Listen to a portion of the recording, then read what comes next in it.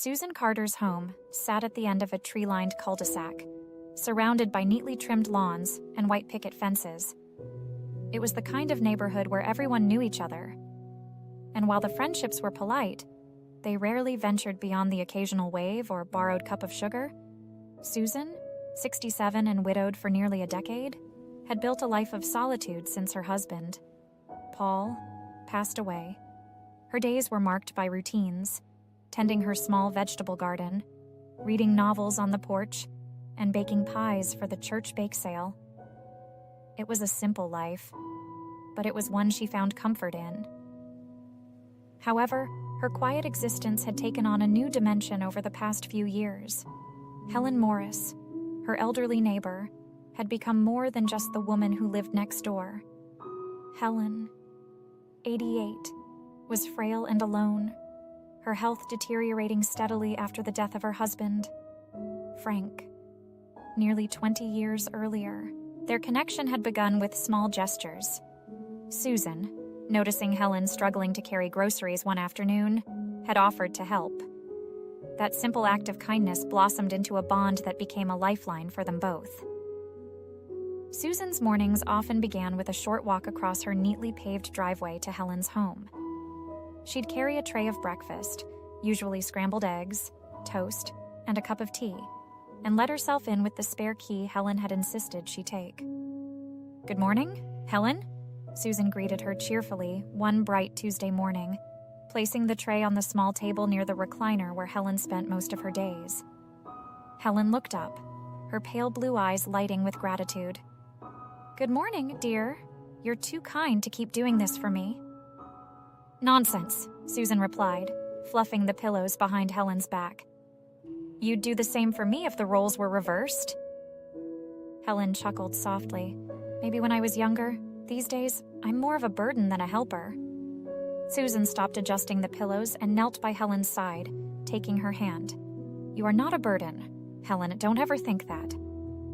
Their conversations often meandered into stories about the past. Helen would recount tales of her younger years, her marriage to Frank, and the travels they'd shared before his death. Susan, in turn, shared memories of her life with Paul, their vacations, and the children they had raised together. Though Susan had children of her own, they lived out of state, and their visits were infrequent. Helen's stories filled a void, offering Susan the warmth of a connection she often missed in her day-to-day life. Over time, Susan's role in Helen's life grew beyond simple companionship. She accompanied Helen to doctor's appointments, picked up her prescriptions, and even managed her household chores. It wasn't out of obligation. It was born from genuine affection and the shared understanding that both women had lost so much. One rainy afternoon, Susan sat by Helen's side, organizing a box of old photographs. Helen's delicate fingers traced the edges of a black and white photo of her and Frank on their wedding day. The bride in the picture beamed, her lace veil catching the sunlight. "You were stunning," Susan said, admiring the photo. "And Frank looked so dashing." Helen smiled faintly, her gaze distant. "Those were good days," she murmured. "But life has a way of changing, doesn't it? You think you have it all figured out? And then, well, things happen." The melancholy in Helen's voice didn't go unnoticed, but Susan didn't press. She assumed Helen was referring to the loss of her husband and chose instead to change the subject. Later that same afternoon, as Susan gathered the scattered photographs, her hand brushed against the edge of an envelope wedged beneath the armchair cushion. She pulled it out, glancing at the elegant handwriting on the front. It was addressed to Helen, but bore no return address. Susan hesitated. "Helen, this must have fallen from one of your boxes," she said, holding up the envelope. Helen froze, her expression shifting from warmth to unease. Her thin hands trembled as she reached for the letter. "Oh, yes," she said softly, taking it from Susan and clutching it to her chest. "Just an old letter, nothing important." Nothing. Susan's curiosity was piqued. Helen's reaction was uncharacteristically guarded, a stark contrast to her usual openness. But before Susan could ask further, Helen slipped the envelope into the drawer of a nearby side table. "Would you mind fetching me a glass of water, dear?" Helen asked, her tone dismissive. "Of course," Susan replied, masking her confusion. As she filled the glass in the kitchen, she couldn't help but wonder what could have been in the letter to make Helen so uneasy. Was it a private memory? A piece of her past she wasn't ready to share? A lingering doubt. That evening, as Susan returned to her own home, the image of Helen clutching the letter replayed in her mind. She knew she shouldn't pry. Helen's life and memories were her own. But the tension in Helen's response had planted a seed of doubt. Sitting in her favorite armchair, Susan sipped her tea and stared out the window at the soft glow of Helen's living room light. They had shared so much over the years. Yet this small mystery gnawed at Susan. What was in that letter, and why had it unsettled Helen so deeply? She tried to shake off her curiosity. But as the days passed, the memory of Helen's guarded reaction lingered. Susan reminded herself that even the closest of friends had secrets. But she couldn't escape the feeling that this was something more. Something that might explain the quiet sorrow Helen carried with her every day. A few days later, Susan was at Helen's home, tidying up the living room while Helen napped in her recliner. The house was filled with its usual sense of quiet stillness. The hum of the refrigerator and the ticking of an old wall clock the only sounds. As Susan rearranged a pile of magazines on the side table, she noticed the drawer was slightly ajar. Inside, the envelope she had seen earlier sat at the top of a neatly stacked collection of papers. Susan's heart quickened as her eyes lingered on it. "It's none of your business," she reminded herself. But the memory of Helen's unease and the cryptic way she had brushed off the letter gnawed at her. Susan hesitated, glancing toward Helen to make sure she was still asleep. Then, with trembling hands, she opened the drawer, pulled out the envelope, and carefully unfolded the letter inside. The handwriting was familiar but formal, written with precision and care. As Susan read the opening lines, her breath caught. "My dearest Helen, I've carried this guilt for too long, and I can no longer keep it inside. You deserve the truth about what happened, even if it means you'll never forgive me." The letter was signed by Frank, Helen's late husband. What followed was a confession of an affair he had had decades ago, a betrayal that had haunted him until his death. But it wasn't the admission of infidelity that shook Susan to her core. The name of the other woman was Margaret. Susan froze, the letter trembling in her hands. Margaret was her mother. Susan reread the letter, hoping she had misunderstood, but the words were clear. Frank described a brief but intense affair with Margaret, detailing how their paths had crossed during a charity event. He expressed remorse, stating he had ended it when he realized how much he loved Helen. But the affair had left scars he could never fully heal. Susan's mind raced. Her mother, Margaret, had always been the picture of grace and loyalty. Growing up, Susan had idolized her, a devoted wife and mother who had balanced family life with an unshakable sense of integrity. To learn that her mother had been part of an affair shattered everything she thought she knew. Her first instinct was anger. How could her mother have done this? How could Helen have lived with this knowledge for so long? But beneath the anger was a deep sadness. Susan had spent years caring for Helen, building a bond that felt like family. Now, that bond seemed built on a lie. Susan carefully refolded the letter and placed it back in the envelope, tucking it into the drawer exactly as she had found it. She glanced at Helen, still asleep in her recliner, her frail figure rising and falling with each soft breath. For a moment, Susan considered waking her, demanding answers. But what would that accomplish? Helen had chosen to keep this secret for decades. She must have had her reasons. Instead, Susan left quietly, her thoughts swirling. She needed time to process what she had learned. Back home, Susan sat in her armchair, staring blankly at the pages of an open book she couldn't bring herself to read. The revelation had upended her sense of identity. Her mother's actions felt like a betrayal of her father, her family, and even Susan herself. Yet, at the same time, Susan couldn't ignore the pain Helen must have endured in silence. Why didn't she tell me? Susan wondered. Did she think I couldn't handle it? Or did she keep it a secret to protect me? The more she thought about it, the more questions surfaced. Did her father know about the affair? Had it affected their marriage in ways she hadn't noticed as a child? And what had prompted Frank to confess in writing, but never tell Helen face to face? Susan's emotions oscillated between anger, guilt, and confusion. She felt betrayed by both her mother and Helen. Yet she also couldn't ignore the deep bond she shared with Helen. Their friendship had become a cornerstone of Susan's life. Was it worth throwing that away over sins of the past? After a sleepless night, Susan made a decision. She couldn't move forward without addressing what she had learned. Avoiding the truth would only deepen the divide growing in her heart. The next morning, she returned to Helen's house. As she entered the living room, Helen looked up from her knitting, her face lighting with a smile. "Good morning, Susan. You're here early." Susan sat down across from her, her hands folded tightly in her lap.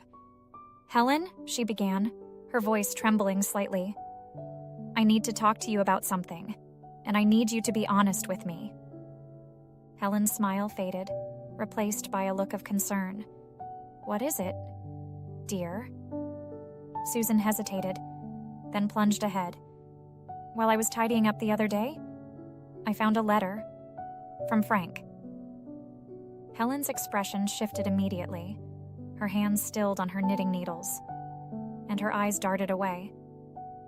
"I see," she said softly. "I read it," Susan admitted. "I know I shouldn't have, but I couldn't help myself. Helen, Margaret was my mother." Helen closed her eyes, her shoulders slumping as if the weight of the years had finally caught up with her. "I was hoping you wouldn't find it," she said quietly. "I didn't want you to know." "Why not?" Susan asked, her voice sharp. "You've known for years, like you've been living with this secret while I've been here, helping you, caring for you. Did you think I wouldn't find out eventually?" Helen opened her eyes, tears glistening. "I didn't tell you because it wouldn't have changed anything. What good would it have done to bring up old wounds? Your mother was a good woman. Susan, she made a mistake, but she loved your father, and she loved you. I didn't want you to remember her differently." Susan's anger faltered as she listened to Helen's words. She had expected defensiveness or blame, but instead, she saw only sadness and regret. Helen's pain was evident, but so was her compassion. "I don't know how to feel about this," Susan admitted, her voice breaking. "I feel like I've lost something, like I don't even know who my mother was anymore." Helen reached for Susan's hand, her grip surprisingly firm. "You haven't lost her, Susan. She was the same woman who raised you, who loved you, who built a life with your father. Nothing about this changes that." Susan nodded slowly, tears streaming down her face. She wasn't sure if she could fully believe Helen's words, but a part of her wanted to. The days that followed Susan's conversation with Helen were filled with emotional turbulence. She couldn't stop replaying their talk in her mind, nor could she forget the contents of Frank's letter. Each word seemed to echo, unraveling the foundation of what Susan thought she knew about her family and her bond with Helen. Susan spent hours in her late mother's belongings, digging through old photo albums and journals, searching for clues. She had always seen her mother as a paragon of virtue, a woman who could do no wrong. Now, every memory felt like it had been tainted by this revelation. One afternoon, Susan found an old journal tucked away in a box of keepsakes. As she flipped through the pages, her heart raced. there, in her mother's handwriting, were entries from the time of the affair. Margaret hadn't written about Frank explicitly, but the guilt and conflict were palpable in her words. I made a mistake, a terrible mistake, but I can't let it define me. Paul and Susan are my world, and I have to do better for them. Susan closed the journal, tears streaming down her face. Her mother's remorse was evident, but it didn't erase the pain of discovering the betrayal. It didn't make it easier to reconcile the image of her mother as a loving wife and mother with the woman who had participated in an affair. Determined to find clarity, Susan returned to Helen's house. This time, she wasn't just seeking answers. She was seeking closure. Helen was sitting in her recliner, a book resting on her lap. She looked up as Susan entered, her expression a mix of warmth and apprehension. "Susan," she said softly, "I was hoping you'd come by." Susan sat across from her, clutching the journal she had found. "I've been reading my mother's journals," she began. She felt terrible about what happened. "Helen?" She knew it was wrong. Helen nodded, her gaze steady. "I never doubted that. Susan, your mother wasn't a bad person. She made a mistake, just like Frank did. But she loved you and your father deeply." Susan's voice trembled as she continued. "I don't understand. Helen, how did you forgive him? How did you live with this knowledge all these years?" Helen sighed, her hands trembling slightly as she set the book aside. "Forgiveness isn't something that happens all at once," she said. "It's a choice you make every day. Frank came to me, broken and full of regret. He promised to be better, and he was. He spent the rest of his life making it up to me in ways big and small, and I chose to stay, Susan, because I still loved him, despite the pain he caused." Helen's voice grew softer, tinged with sadness.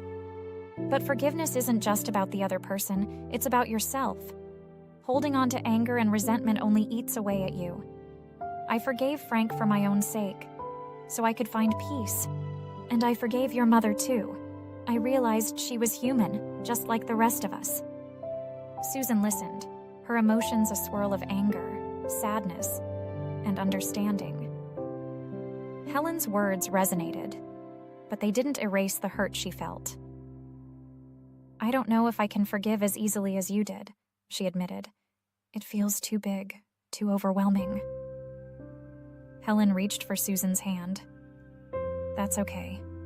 Susan, forgiveness isn't easy, and it doesn't happen overnight. Take your time, but don't let it consume you. Don't let it rob you of the good memories you have of your mother, or of us." Later that evening, Susan sat alone in her living room, staring at the quilt she had been working on for Helen. Each stitch had been a labor of love, a symbol of their bond. But now, it felt incomplete, as if the threads themselves carried the weight of the past. She thought about Helen's words, about forgiveness and the choices we make. She thought about her mother's journals and the remorse Margaret had carried. And she thought about the relationship she and Helen had built, one that had been real and meaningful, despite the secrets. For the first time, Susan allowed herself to feel compassion, not just for Helen and her mother, but for herself. She didn't have to have all the answers now. She didn't have to forgive immediately. But she could take the first step. The next morning, Susan returned to Helen's house, carrying the finished quilt. Helen greeted her with a warm smile, her frailty more pronounced than ever. "Good morning, dear," she said. "What's this?" Susan unfolded the quilt, spreading it across Helen's lap. The patchwork design featured fabrics from Susan's own collection and pieces Helen had given her over the years. Each square represented a memory, a shared moment. "It's for you," Susan said, her voice steady. "I've been working on it for months. I didn't know if I'd finish it, but here it is." Helen ran her hands over the quilt, her eyes welling with tears. It's beautiful. Susan, thank you. Susan sat beside her, a sense of peace washing over her. For the first time since discovering the letter, she felt a glimmer of hope, that their bond could survive this revelation, that the past didn't have to define their future. A few weeks later, Susan received a phone call from Helen's doctor. Helen's health had taken a sudden decline, and she had been admitted to the hospital. The news hit Susan like a wave. Despite their recent challenges, she had come to love Helen like family. The thought of losing her filled Susan with urgency. She rushed to the hospital, her heart pounding. When she entered Helen's room, the frail woman looked smaller than ever, her skin pale and her breathing labored. Yet when she saw Susan, her face lit up with a faint smile. "I wasn't sure you'd come," Helen said weakly. Susan sat by her bedside, taking her hand. "Of course I came. Don't be silly." Helen chuckled softly, though the effort seemed to tire her. "I know things have been complicated between us lately. I worried I'd pushed you away." Susan's throat tightened. "You didn't push me away?" "Helen, I just needed time to process everything." Helen nodded, her eyes glistening. "I understand. But if something happens to me, I don't want you to carry this burden. The past. It doesn't matter anymore. What matters is the time we've shared. Susan, that's what's real." As the conversation continued, Helen revealed more about her feelings during the time of Frank's betrayal. "When I first found out about the affair," she began, her voice barely above a whisper, "I wanted to leave him. I wanted to scream, to hate him, to make him feel the pain I felt. But then I realized something. I would be punishing myself too. I would be throwing away everything we had built together over one mistake." Susan listened intently, her own heart heavy with emotion. Helen's capacity for forgiveness seemed almost superhuman to her. She couldn't imagine how anyone could endure such pain and still choose to stay. "It wasn't easy," Helen continued. "There were days I questioned everything. But Frank worked hard to rebuild my trust. And over time, I realized that forgiving him didn't mean forgetting what he'd done. It meant choosing to focus on the love we still had instead of the pain." Susan thought about her own struggles with forgiveness, not just for her mother's actions, but for Helen's decision to keep the secret from her. Could she ever reach the place Helen had described? Could she let go of the resentment that had taken root in her heart? That night, after leaving the hospital, Susan sat alone in her living room, her thoughts a tangled mess. She looked at the quilt she had made for Helen, now draped over the back of her armchair. Each square represented a piece of their shared history, good and bad. Finally, she realized something profound. Forgiveness wasn't about excusing what had happened or pretending it didn't hurt. It was about choosing to move forward despite the pain. Helen had been right. Holding on to anger only robbed her of the good memories, the moments of genuine connection she and Helen had shared. With this realization, Susan felt a weight lift from her shoulders. She wasn't ready to forgive completely, not yet, but she could start. The next day, Susan returned to the hospital, her heart lighter than it had been in weeks. Helen looked surprised to see her so soon. "You're back," Helen said, her voice raspier than before.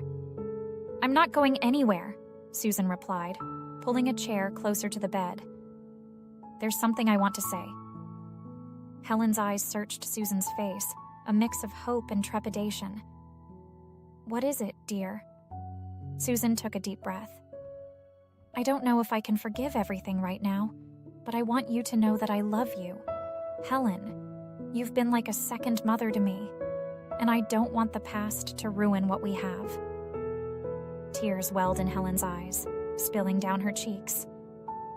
"Oh, Susan," she whispered, "you have no idea what that means to me." They sat together in silence for a while, their bond stronger than ever, despite the challenges they had faced. For Susan, it was the beginning of healing, a tentative step toward forgiveness that felt both terrifying and freeing. Later that week, Susan received a surprise visitor at her home, a distant cousin she hadn't seen in years. During their conversation, the cousin casually mentioned something that reignited Susan's lingering doubts. "You know, your mother was always the life of the party," the cousin said. "I remember hearing whispers about her and some man at one of those charity events. People loved her, but they couldn't help talking." Susan froze. "Whispers? About what?" she asked cautiously. "Oh, nothing concrete," the cousin replied. "Just rumors. You know how people are." The comment sent Susan spiraling. She had worked so hard to let go of the pain and focus on her mother's love and devotion. Now, the old doubts threatened to resurface.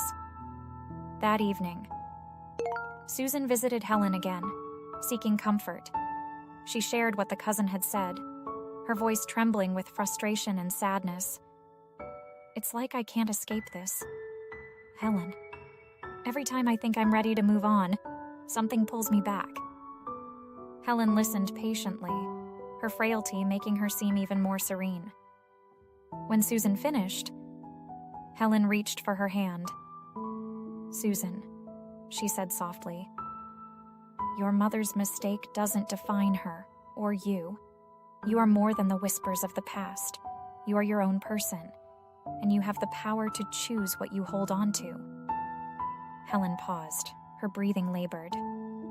"I've lived a long life, and if there's one thing I've learned, it's this. Forgiveness is not for the other person. It's for yourself. Let go, Susan. Not for me, not for your mother, but for you." Susan left the hospital that night feeling lighter than she had in weeks. Helen's words echoed in her mind, a reminder that she didn't have to carry the burden of the past any longer. She decided to focus on the love and memories that had shaped her life, not the mistakes that had threatened to overshadow them.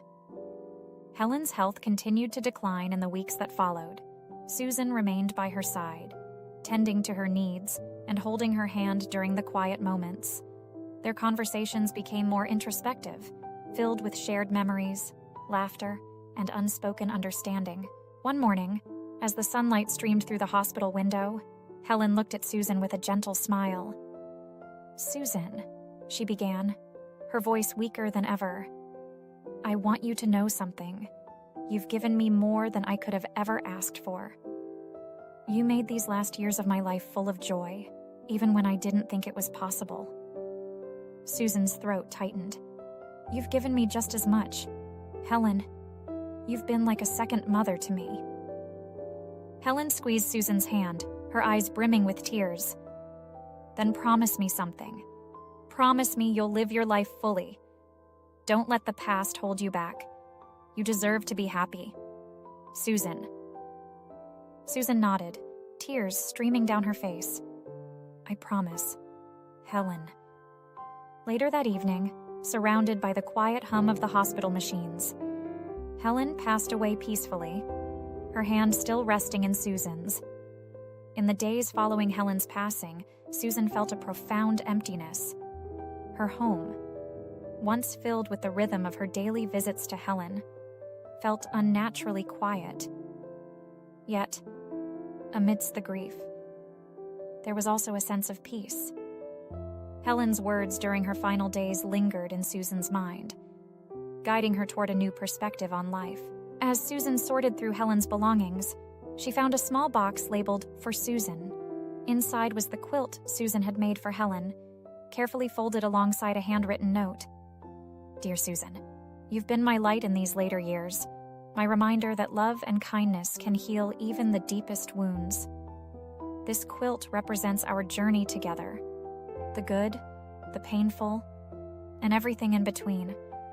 I hope it reminds you of the bond we shared, one that no mistake or secret could ever break.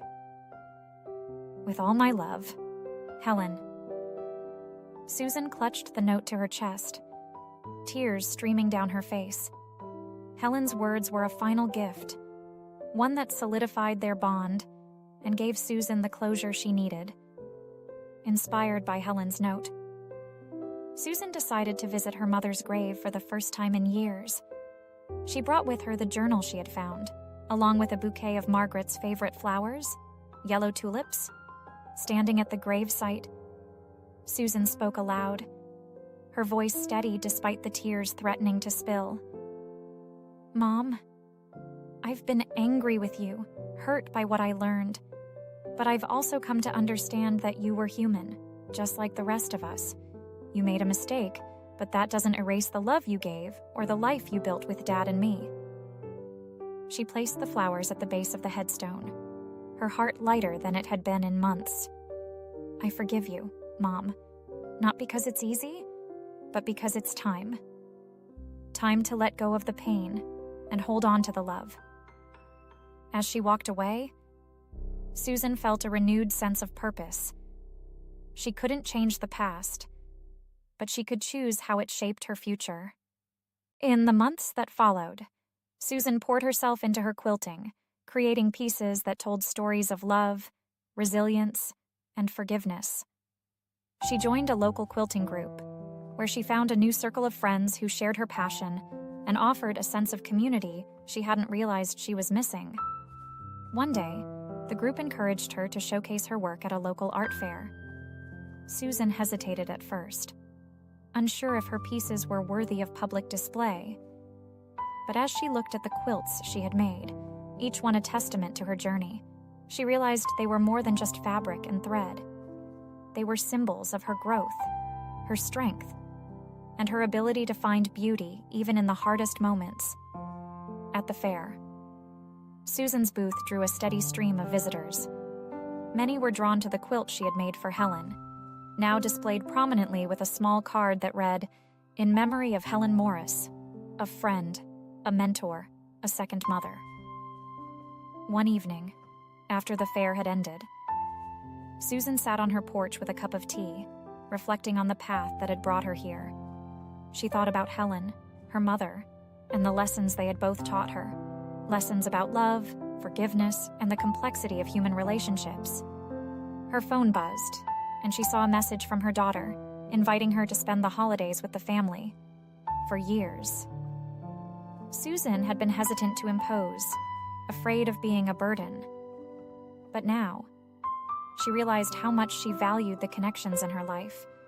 She replied with a simple message, "I'd love to come." Susan's journey wasn't about erasing the past, but about embracing its lessons.